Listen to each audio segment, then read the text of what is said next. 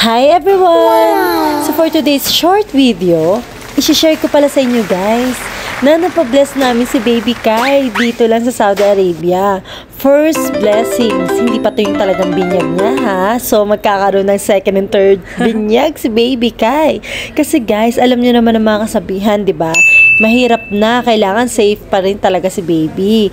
Kung igagala man namin siya dito around Saudi Arabia, so mas magandang napabless siya.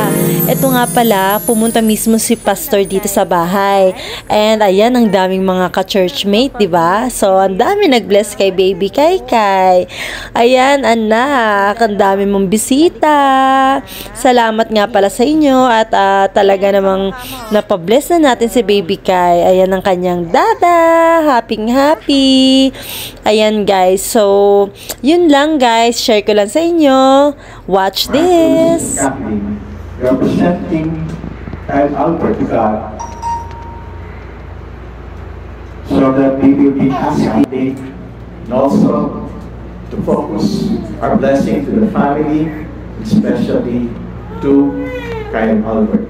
So church, let us pray. Oh, hallelujah, Lord God.